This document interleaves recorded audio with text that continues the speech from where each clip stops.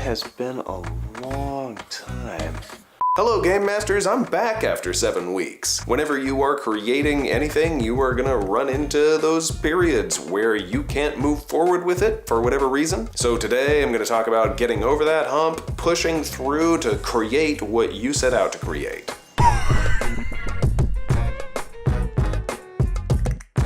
Has it really been 7 weeks? Felt like longer. It felt like I didn't have a YouTube channel. In this life of creating, there are times when you are so ready to produce something and then you don't have an opportunity to work on it. And that's something all creators have in common, whether you're a YouTuber, game master, screenwriter, novelist, artist, whatever it is. Like for me, I had a terrible October. 2-week event at work where I had to finish a video every day. Then 1 week of catching up on regular work before going off to a week-long training event. And traveled for a week for my friend's wedding, which left me over a month with no writing, no gaming, no working on this channel or anything that relaxes me at all. And then the week after that, I was too depressed to do any of those things either. Now that feeling of depression, that feeling of, oh, I haven't worked on my campaign in so long and now I can't remember where I was and I don't have any motivation to work on it, that's something I know we all suffer from as creators, and that's what this video is about. Know that when you're coming out of any period of inactivity, your #1 enemy is momentum. That's my new word for when your no creativity builds up a momentum of its own and you're like, blah. The habit of creating can build up energy and maintain its own speed. Well, the habit of not creating can build up energy and maintain its own speed too, whether or not you meant to be having that habit. That's why creating something is hard at the beginning. Spending time away from your project puts you back at the beginning. You know, it's hard to remember where you were, to feel any energy while you work on it, and that rush that you had while you were on your stride is just gone. And I've realized, just while writing this video, that when I've experienced times of no creativity in the past, I usually end up abandoning the project I was working on and move on to the next idea because it feels fresh and interesting. And maybe that's okay to do sometimes, but if abandoning projects is the only tool you have for getting out of momentum, then soon you're just gonna be surrounded by this graveyard of abandoned projects that makes you depressed every time you think about it. That's why you need some tools, and the first one is having a name for the problem: momentum. Accept that this lost time means you are now in a harder place and you will be redoing work. You need to go into what I call remedial protocol. You are now relearning how to work on your project. Normally when you're working on your campaign, your creative self does most of the work and your decision-making self just takes a break.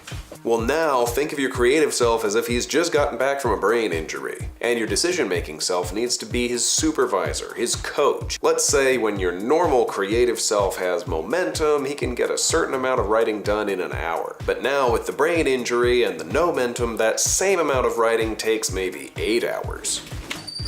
Well, that's going to be emotional, so you need to decide with your decision-making self that that amount of writing is not the goal. Recovery is the goal. Remembering where you were, remembering your writing tools, regaining your stride, and recovering your speed. Decide that that's enough.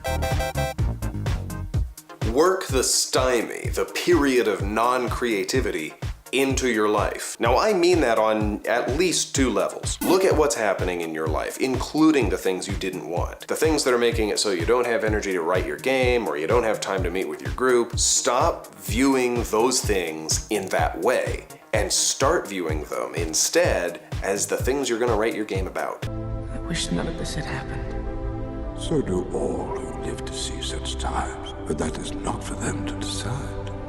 All we have to decide is what to do with the time that is given to us. Make your PCs experience discouragement. Hold them back from their goals. Translate your experiences into drama, or imagine what your emotions would look like as monsters. Always be thinking, this is the game, no matter what's happening.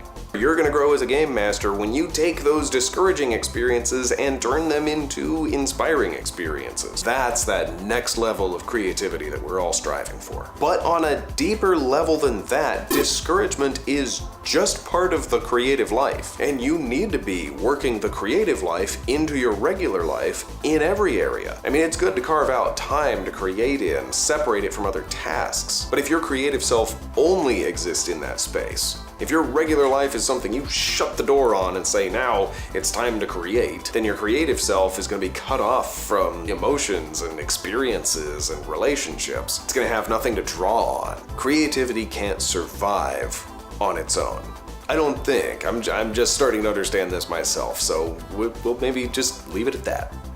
This video is important because I think this is the first time I've ever not abandoned the project. I think. I mean, it's hard to say for sure, but because I'm not abandoning GM Genie. I'm gonna let these last weeks, these terrible weeks of frustration, inform the content that I do here and the way that I run a table. I hope these tools encourage you the next time you're going through creator's depression, or maybe you're in a period of momentum right now. Leave me a comment with your go-to getting over depression tools. I would love to learn from you. Next week, I'm gonna have another tip video about avoiding burnout at the table. Subscribe if you haven't already. I will see you in the next video, and stay tuned, because it's about to get good.